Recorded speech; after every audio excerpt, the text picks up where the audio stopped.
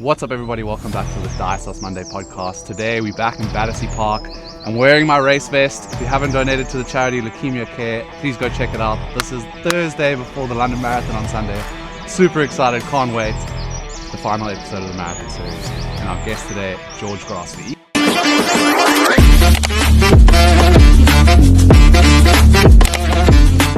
Right, George. Here we go. Thank you so much for joining me. Welcome to the Dice Monday podcast. Not at all, man. I've been, listening to a few of the marathon episode series, so it's cool to be on. I appreciate that.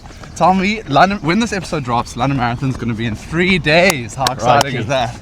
Deep into the taper at this point then. I can't wait for London Marathon. It's my first ever marathon. And I mean, just the vibes already around Battersea Park, everyone talking online, social media. It's crazy. Yeah, it's honestly the best day. I've only done it once, I did it last year. So you did it last year? I did it last year, So how did your race go last year? Yeah, it was good. I mean, in terms of kind of training for that one, I was getting back into running, let's say. I mean, I ran 2:21, so it's not like I was just getting back into running, but I was pretty pleased with it at the time. But I think, if I went and ran 2:21 this Sunday, I'd probably be a bit disappointed. Yeah, that's interesting. Well, let's take it all the way back. So why don't you tell me where your sort of running journey started? Yeah, of course. I mean, kind of when I was like age 10, 11, so a long time ago, well, 14, 15 years ago. I kind of just started running mainly because I was good at it, like one of them. You just had the genetics for it, you had the build. Yeah. So did it start on the track? No, I think my first memory of doing a race was a inter-prep school cross-country race. Right. Which, the prep school just kind of put forward there. And cross-country's what, 7Ks normally? Well, it depends on the age. I think at that age it was probably like 2-3K, it wasn't very far. But just kind of the school put forward their kind of fittest 6-7 people, I can't really remember. And I think I ended up winning that race. But that was a long time ago. And then I was lucky enough to get a running scholarship to secondary school.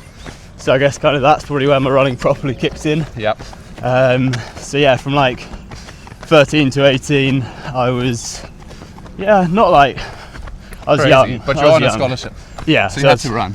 Yeah, exactly. So I mean, in my first year, I played a bit of rugby, a bit of football, but I'm not exactly built for that, I must say. No, but they at least allowed you to play other sports. Yeah, and then kind of from second year at school onwards, that was when I guess kind of running took its peak. But tell me, did you feel a lot of pressure at school? Because I've spoken to a few pro rugby players, and sometimes the parents, the school, and swimmers, they put so much pressure on the kids that they kind of lose out on that sort of childhood schooling. No. Vibe. Did you have No. I mean, obviously, I don't know, like my parents didn't put any pressure on it. It was something which I was good at, I was passionate about, so it was something I wanted to do. You didn't feel like it was a punishment or like you were forced? No, not at all. Which I know, but then, I mean, running's a craze now, so we'll get onto that in a minute. But back then it certainly wasn't, so going to run certainly wasn't the cool thing to do. It's so funny how that's changed so drastically. I know. It's great for me because I've always been running, and now it's cool. But it wasn't back then. So when do you think you went from the transition from like an amateur runner, or I suppose you already weren't an amateur coming from school? You were already kind of pushed into the sub-elite bracket. Yeah, maybe. I don't know. Maybe kind of have been in that kind of bracket the whole time. But I don't know, I feel like my running's definitely peaked like where I am at the moment. Yeah. This is definitely the fittest I've ever been compared to like my colleagues and that kind of thing. Yeah. Well, you said you took a bit of time off, so where did that come into play? Yeah, so I guess kind of when I finished school, then I guess my whole kind of uni period / first couple of years living in London.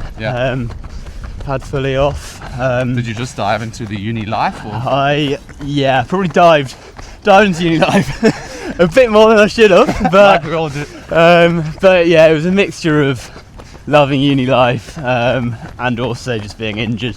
I did try and run at uni. Joined like the uni cross country and athletics team. Right. But yeah, just kept You're getting kind of injured. just dipping your toe in it. Yeah, I'd go training for 2-3 weeks, get injured, get back on the beers, and then try again. And then, funnily enough, wonder why my recovery from an injury wasn't good. It's because of all those beers, like a couple of weeks before. Exactly. And then kind of that kind of trend continued for about 2 years, and then after 2 years of trying to run, not running, trying to run, not running, kind of trough peak. Fully at that point I was just like, I'll enjoy playing some other sports. Like, I went to Durham Uni, so it's collegiate. Okay. And you play sports for your college, and it's quite a low level, but it was good fun. I was playing a lot of football, cricket, mixed with cross even. At least you were like outdoors doing things, not just purely, I guess. Yeah, I mean, I've always been that. It's always been a sportsman. Yeah. So tell me, we talk a lot about actually the Dice Sauce Monday moment. So that moment when you said, right, I'm cutting this off and I'm bringing this back full time. When was that? And why? Well, it was, I mean, properly it would be training for last year's London, but I guess there are a couple of moments before then as well. Like, I remember, I think it was October 2023. I ran the Royal Parks half off. Well, no training really. Right. Ran 1:18 there. Which I know probably. Yeah. But and then kind of, I guess from that point I was like, I've definitely still got love for this. Yeah. And the skill. Yeah, and then kind of wasn't really training that hard, but I did Hackney half, I think the April after, ran a 1:12, so it was moving in the right direction. Was that where Hugo and Chris tied, or was that the year before that? That was the year before that, so that was JP and Freddie Hessian tied it that year. Okay. So Hackney's clearly got a thing of the winners tying. It's not long enough. I know. So Chris actually was my first ever running pod. Really? Outside of the marathon series, he was my guinea pig. Well, I trained with Chris. So. Yeah, I see you guys galloping past me. He's a beast, and I mean the fact that he runs his solo founder tech startup. Yeah, I know. Is crazy. a whole different ball game. Yeah. Okay, so now you've made the transition into I want to run. I want to take this seriously. Do you still work a 9 to 5? Yeah, I mean, I'm kind of in the midst of busy season, so I'm working accountancy. Okay. So kind of. Which firm did we not going to put that online? Yeah, no. So like January, February, March, I've kind of been working 40 to 50 hour weeks. So juggling that with training is obviously not an easy skill, but I guess I kind of get all my mileage in from commuting into the office, really. Oh, so you use the commute to sort of get your running in? Yeah, exactly. Oh, wow. Bit like, I mean, I'm sure you've all kind of seen Charlie Sanderson, backpack on and that kind of thing. Yeah. Well, that's super interesting, because this is one of the biggest issues with social media, I find, is these running influencers are fantastic to get people motivated. Yeah. But when everyone sees their perfect Strava line, they try and match it or feel like they need to. Yeah. But if they have other life responsibilities, that can be really hard, and that can really stretch them out physically and mentally. No, for sure. I mean, I'm as much as addicted as every other man, wanting to get that flat line or that perfect progression. Yeah. But you've got you sub-elite. So it's that message that we've got to send to the everyday runner like myself. And my Strava is perfectly like that. I've done, because some weeks I just couldn't do all of it. Yeah. I just couldn't do work, the podcast, the running. Yeah. And I had to, and I've come to the point where I'm comfortable to let it go. After years like training for an Ironman last year, I'm very comfortable to see the training blocks come and go. Yeah. Like, I know I'm going to be fine. The body's been training for years. Like, consistency is key over trying to kill yourself. Yeah, exactly. And I think I've just got into a really good routine of, I mean, I run a lot, let's be honest. I run pretty much 200k a week. So I'm glad you said that. So that's crazy. So Choge, my man, like the #1 runner of all time, also runs 200k weeks. Yeah. So, like, isn't that just crazy to think about? Yeah. You like just a runner in London, sub-elite, but like you're training the same sort of distance as one of the greatest runners of all time. Yeah, it is. I mean, when you kind of put it like that, of course. And working a 9 to 5. Yeah, and a bit more. But exactly. Yeah, no. I mean, the big difference. Like I always said, if I didn't have my job in the middle, number one, I'd probably be really bored. But from a flip point, if I didn't work a job, like that's when your recovery comes in. I wouldn't do any more mileage. Yeah. If I was a full-time athlete, it would just be better recovery. Yeah, and doing more strength work and all that kind of like. So take me through a training week. I want to know a sub-elite training week. What does that look like? So I guess Mondays are easy doubles. So I'm doing 14, 15k in the morning. Just zone 2. Easy. I don't really go by heart rate or zones or anything. I just kind of by feel. It feels easy. That's really interesting because that's another question. Sometimes, yeah. Like what metric do you follow on race day? On race day, I mean, I'll try and stick by a pace, but. So one consistent pace, no negative split or anything creative. Yeah, I think so. Okay. I mean, I'm still new to the marathon game, so we'll see if eventually I should change that. But yeah. No, anyway. Yeah, Mondays, like 40 and 50k in the morning, then 10k easy, same sort of speed. Normally the evening feels a bit easier. Bit looser. Yeah, exactly. So you just match 15, 15? 15 and 10. So always try and keep, when I'm doing an easy double, try and keep that, the second one a bit easier. Yeah, easy double. Okay, got you. Tuesdays I've got my session days with the cottage group, but I try and do like a little shakeout in the morning, so I have to be between like 8 and 10k in the morning. Okay. Which is your commute basically. Yeah, so I've got to get to work somehow. So yeah, there's that, and then have kind of 30 minutes of hard work in the evening, probably running anywhere between 250 and 3-minute Ks. So we're certainly moving. So how long is that run? It's always 30 minutes of work, so it could be anything. Let's say the simplest session we'll get given is like 10 by 3 minutes off a minute. Right. Where that 1 minute will be us kind of jogging around. Yeah, and then the rest is sort of marathon pace or faster. Yeah, well, yeah, a bit quicker, like kind of half marathon to 10k pace, I'd say, those sessions. So how important has it been, because obviously your group's becoming quite like everyone sees you guys working together. How important has that group that you've made to the running for your running training? Yeah, huge. I mean, this time last year I was pretty much training alone. Really? But yeah, no, running with a group, first of all, it becomes a bit social. Yeah. Like, you look forward to going down a Tuesday evening, a Thursday morning, a Saturday morning.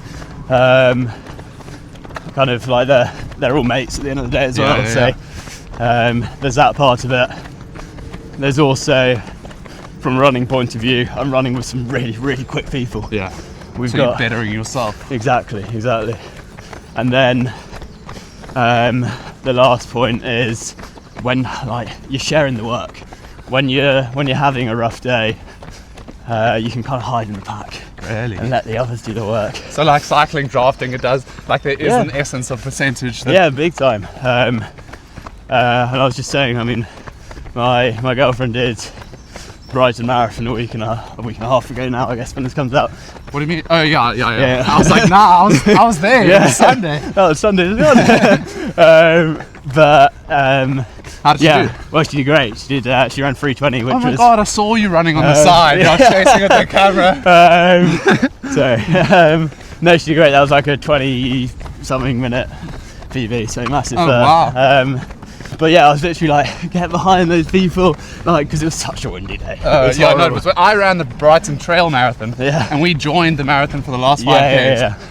But it was vibey, loads of people. Yeah, loads of people. It was cool. It was just. But you're right, it was super windy. So windy. I was like, hide behind them, get behind them. So yeah, anyway, sorry, I'm on a tangent. But back to makes massive difference. So if you want to run 250 kilometers per hour, Tuesday mornings, Thursday afternoons and Saturday mornings, Angus, I know you'll be there. Just hide behind people. Okay, so you've got 3 strong sort of threshold sessions. Double Yeah. easy on a Monday. What else are you putting in there? Double easy on a Monday. Wednesdays is either a double easy or similar to Monday, or like a slightly longer easy, depending on like work commitments / Right. what's going on in life. Real life, yeah. Yeah, exactly. Then Thursdays have an extended tempo in the morning. So that's like normally 14-15k around, not quite mara pace. Let's say it's like normally around 3:15s. Yeah. And then Friday, often another double easy or a longer single, once again, depending on what's going on in life. Well, it's so good because I'm hearing a lot of easy, which I think Yeah. some people So, misunderstand. Yeah, I mean, I think there's a big kind of, a lot of people like easy running's junk mileage. I completely disagree. Like, I would say 70 to 75% of my mileage, which is, so what, like 140, 150k Yeah. per week is easy mileage. So yeah, it's a lot of easy mileage, but it's just kind of, I mean, as we said, I've got 3 main sessions a week. It's all about being fresh for them. Yeah. It's not about Yeah. messing around. That's on where a- the work's being put in. That's where the improvement's coming. So my next question is, you're improving by seconds, if not 1 or 2 minutes. How much work goes into a minute PB for you guys at your level, Yeah, I mean, I guess kind of like a lot of other runners at the moment, I'm kind of riding that PB high. So whilst coming back from running like the last couple of years. Yeah, because you've had space to do so. Yeah, exactly. So I mean, I've gone in a half marathon. I've gone from 118 in October 23 to running 104 in Paris in when was it? February, March. Just gone. Okay. What's that per kilometre? That was it 3:03s, 3 Is a sub, 2s maybe? is a sub hour possible? Sub hour? I don't think so. But you see, so you're only a couple of minutes off. I know, but that's in running, that's yeah, it's massive. Crazy. It's crazy. because I was going to say, so the London Marathon time last year Yeah, was 2:02, yeah, and your 3:10 pace that you want to target Yeah. gives you a 2:13. yeah. So it's 11 minutes only Only 11 off the minutes. elite. But how big are those 11 minutes actually? Oh, I mean, huge. You see the best in Britain at the moment running. Well, Alex, he ran 2:06, didn't he? Yeah. So, I mean, even there, that's a professional athlete. There's still 4 or 5 minutes between him and the world record. Yeah. I mean, running is just, I guess it's one of them sports where you get out what you put in. Yeah, That's the one. One way around. So, yeah, I mean, it's a big difference. But it's just those margins when you get. It's all, I think when you get more sub-elite, elite, it's the 1%, which really start to add up. And So how big of the gap do you think it is between an amateur runner and a sub-elite? Like if someone wanted to get into the sub-elite, what do you have to produce? time-wise, Well, just how do you get into the sub-elite? it's just consistent training, really. Yeah. It's building it up slowly. It's not like jumping from 0 to 100 and going, I want to be there. Yeah. It's slowly raising your mileage, adding a session in kind of a week, Yeah. staying on top of your strength training, that kind of thing, which I'm terrible at, but yeah. Do your strength training. Exactly. But so is there like a dedicated time where it's like, right, if you run a particular marathon at this pace, you can now call yourself sub-elite? Or is it just, it's quite flexible, it's grey? Yeah, it's a bit of a grey area, Yeah. I think. I mean, in terms of kind of the championship start line, I guess, for London, the qualification I think is 2:38, is it? Oh wow, okay, I think so. that's got a margin above you. Yeah, but that's kind of like the club championships, I guess. So I wouldn't. Yeah, I mean, I'm probably going to get a bit of hate, but I wouldn't say you're sub-elite if you're 2:38. If you're a 2:38 male runner. But, Well, I'm thinking that's like 20 minutes plus over your target time. yeah. So there's quite a big range. Yeah, I mean, it's a grey area. I don't really know what Yeah, sub-elite is, but anyone sort of running that time is a runner. Yeah. Let's say a proper runner. Yeah. So I'm going for a sub 3:30. I think that's where the herd sit, Yeah. shall I say. But we were talking about, all these sub 3, sub 3:30, sub 2:30 Yeah. sort of taking over the world. I know. Like, what do you think about that space, social media space, Yeah. this whole drive? Do you think it's net positive, net negative? I think it's massively net positive. Okay. I mean, not only does it bring a lot more people to the sport in terms of people wanting to get fitter, people wanting to get into running, which is great. Yeah, I mean, it's made it cool, which I love. Yeah. Because running's never been a particularly cool sport, but Well, it's so funny because some people will throw hate on it and say, oh, you're only doing it for the views, you're only doing it for the likes. so what though? Like, Yeah. good for them. If that's what they want to do. Like, they're getting out there, they're running. I mean, the only thing I would say is if you're filming yourself running 100 meters, and then putting that online, and then going back inside, putting your feet up, then that's probably not a true reflection. As long as Yeah. what you're putting on social media is like a reflection of what you're doing, then great. Yeah. But I'm all for it. People love documenting their journey, no matter what the journey is, and Let's see it, yeah. Yeah, Get out exactly. there, like use the resources that we now have this day and age. you know? yeah. I love that. Okay, so let's pull over because we're not going to finish this run without some nutrition. Amazing. There we go. Sap boys. Energy. Right, we want a review on the spot. Yeah, happily. Well, I've had plenty. Have you? My girlfriend does work for them, so it's a bit of a Oh, okay. bit of a cheat. So we've got a conflict of interest. But no, they are great, and I use them for loads of training runs. Okay. I'm going to need this. I think we're going to be going at a bit of a pace. Down the hatch. There we go. Easy down. So that naturally leads us. What is your sort of nutrition plan, race Yeah. day London? Yeah, of course. I mean, 90 grams carbs an hour basically is the target. So how are you taking that? Do you have gels in your pocket? Do you have? Yeah, I'll have gels, kind of a mixture of precision and sap actually. But yeah, no, I'll have gels, and I wear half tights when I race. Yeah. So the gels aren't bouncing around at all, and Well, yeah, I'm having that problem with my new pair of tights. They're too big. Maybe half tights are the key. well, them. Oh, these are right. You were like, that's the difference between the long ones. Right. Okay. Well, they just seem a bit big. But anyway, yeah. Okay, so you've got a couple of gels in. Do you put stuff on the table? Is that available for you guys? No, that's not. Unless you're in the elite field, which Right. hopefully will be next year. Ooh, interesting topic. So how do you get into the elite field? Yeah, it's a qualifying time, so it's sub 2:16, which obviously I'm aiming for quicker. So I'm hoping. Well, sub 2:16 this year. It's probably going to change and be even quicker next year. But Yeah, because everyone's just getting Everyone's better and running. better. Yeah, and exactly. the shoe technology is bouncing you. yeah, exactly. But yeah, no, hopefully be there next year, which should be cool. And then that's when you do have bottles on the tables every 5k. So that's interesting because I know that Chris Brookhausen, who's been on this podcast, he came 12th last year. No, he was 12th in the mass field. Oh, sorry. Okay. So then there was probably, I mean, I came 17th last year Right. and came 42nd overall. Okay. So Okay, I'm way off in my head. Right. so What yeah. were your times last year? So I ran 2:21 last year. Okay, so you planned to take so I was an about 8-minute PB. Well, yeah, it's big. That's but, big. Um, But like you say, your I mean- running has dramatically changed exactly. in terms mean- of like your love for it. Yeah, my love. I'm running so much more. I think kind of my half marathon times increased by 4 minutes. So I kind of Just times that by 2. yeah, I don't know if that's what you Maths, meant to do. But, I love that. So are you guys all going to be working together on the day?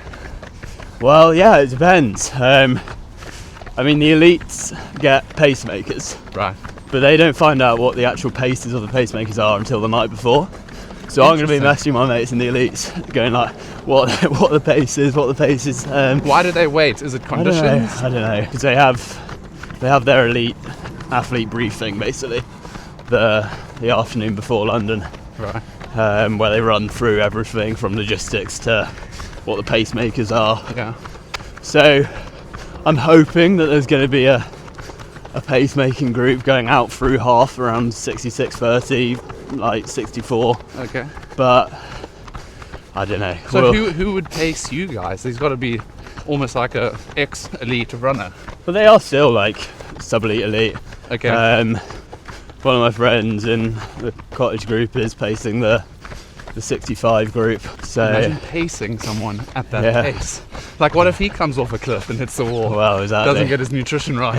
I know there is that on race. That's got to be a possibility. Yeah, of course it is. But I think that's why each pace group has 2 pacemakers. Right. That if one of them does have a stinker on the day, they're limiting the risk. At least can stay on pace.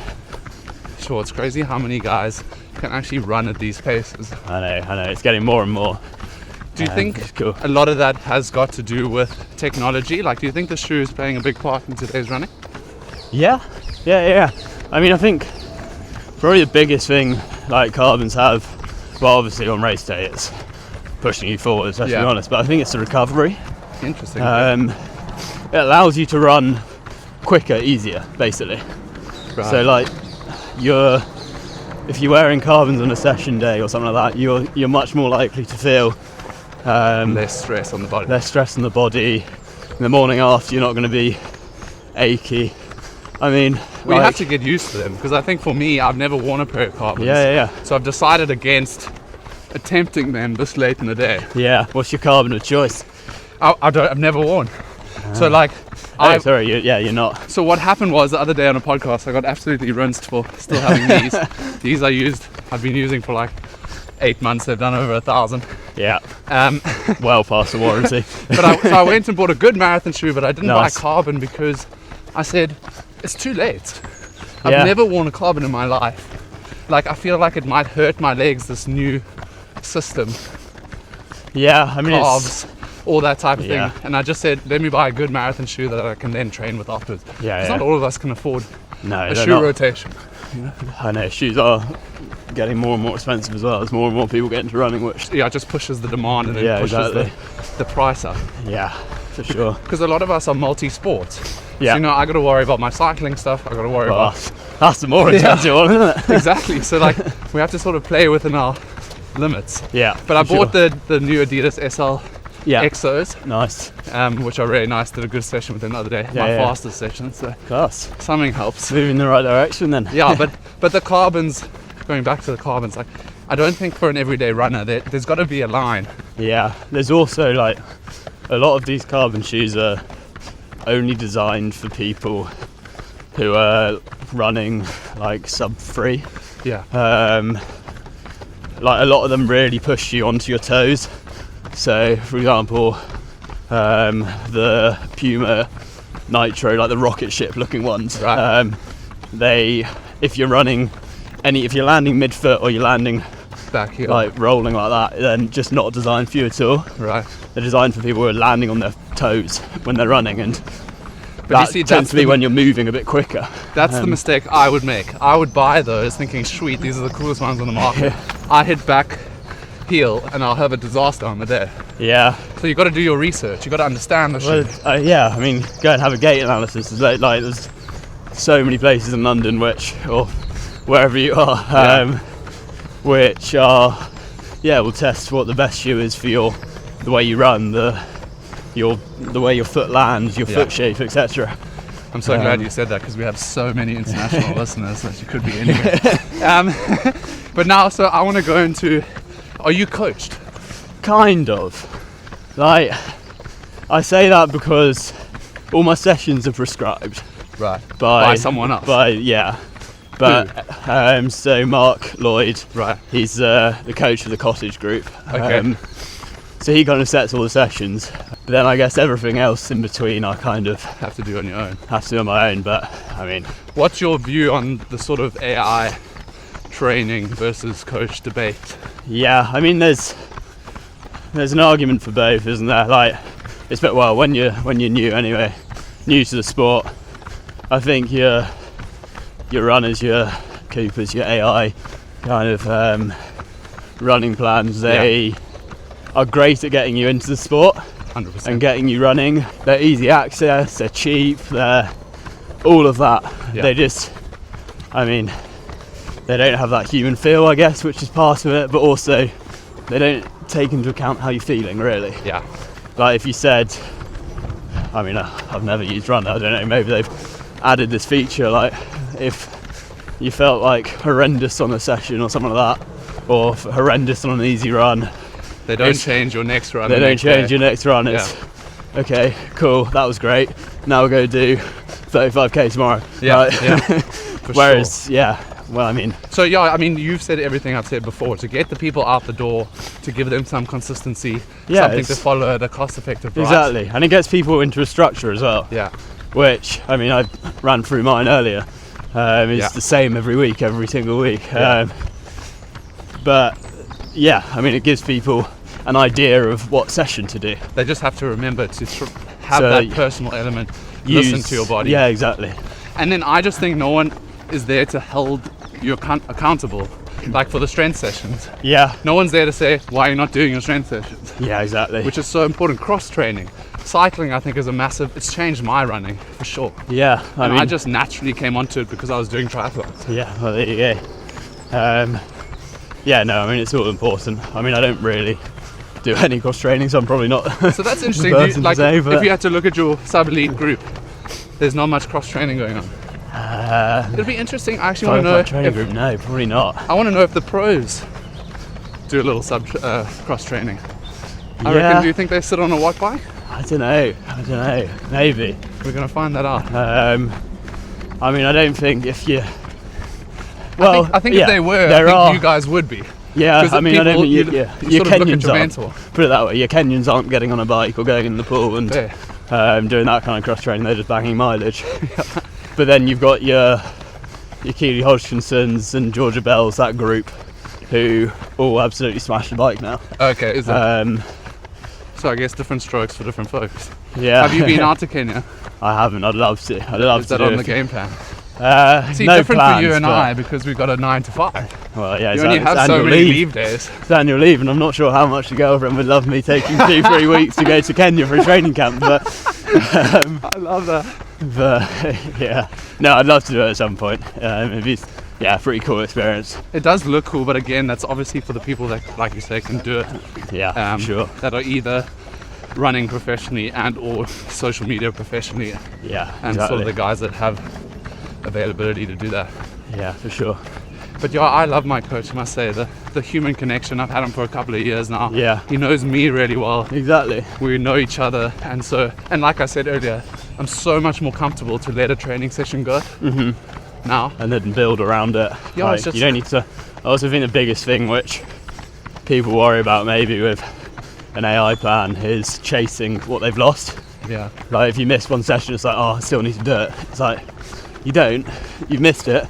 Move on to the next. Like that happens to me. It happens to me right now. Like I didn't do my session yesterday, and I'm trying to figure out where I'm going to plug it in this week. Well, there's like we're getting close to to D-Day, so it's like we can't. There's no point in chasing mileage. Like. So what does a sub-elite taper look like? I think kind of the general rule is 2 weeks out, 75% mileage, and so 75% of 200. Yeah, so about 150k this week probably. Yeah, and then 1 week out you do about 50%, including the mara. So right, what's that? 100k including 42. So I'll be looking at doing 60. About 60. So that's quite a nice drop off. Mostly easy, maybe some stretch. Yeah. Stretch sprints. Yeah, I mean. Put it this way, look, 2 weeks out, this week I still did a full session on Tuesday.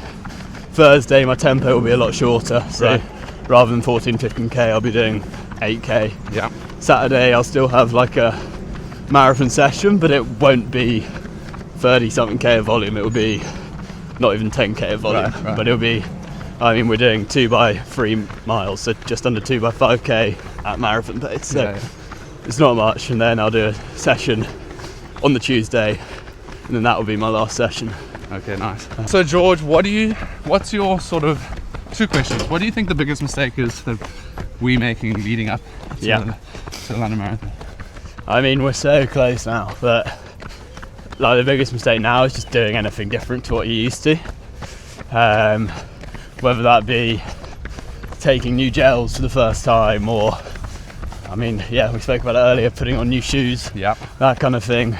Trying to suddenly run at a different pace on the marathon day, that kind of thing. Yeah. Changing what you're eating. There's so many things which you can change, which you just don't want to do. This Could be goes. detrimental, yeah. Whether it would mess with your stomach or you'll be more tired or whatever it is. But it's just about doing the same thing you've been used to and that kind of thing. Yeah. Staying within yourself. Like, Exactly. doing what you know is good. I also amen to that because I did the same thing for Ironman with so much external noise Yeah. telling me to do things differently. It's hard not to listen. Yeah, Like, especially when the person that's telling you has a lot of experience. yeah. But ultimately, every single one of our bodies is different, Yeah. and you've got to focus on you because ultimately, on race day, you need to be mentally clear. For sure. And you want to feel confident on that start line. That's the main thing. You don't want to be foggy in the mind. Yeah. It's On about race getting, day. yeah. It's about getting there in like one shape, being fit on the start line. Yeah. And then fucking having a good. Yeah. Getting after it. Okay, so I can feel you want to get on that start line. Okay, what's your biggest piece of advice for me during my first single marathon event? Yeah, for sure. I mean, kind of right now would be not to listen to any advice. Yeah. Like, that sounds a bit backwards, but like, we're so close. As I just said, like, don't change anything. And this will be But- Thursday before the race. Exactly. You should have everything dialed in by this point. Your like nutrition, your what pace you're going out at, that kind of thing. I mean, I say that with like a caveat of obviously if you don't have anything dialed in, like have a think over the next few days, like what exact pace you want to go at, all that. I just think, yeah, you want to be on that start line going, this is what I'm going to do at the start. Prepared. You Yeah. want to put your marathon plan The out. last 10k, 15k, don't think about what happens. It hurts like hell for everyone, whether you're an elite or running 5-6 hours. But just as long as you set out at a pace which you know you feel you're comfortable at, then I think that's the most important thing. Yeah. Amazing. You. Gee, thank you so much. Yeah. That was one of my best conversations, honestly. Sure. It's good. Love that. Thank you so much for listening, guys. Subscribe, @DiceOfMonday_pod. Check George out at. George.Grassley. And good luck for the London Marathon. We'll see you there. You. Good luck, guys. You.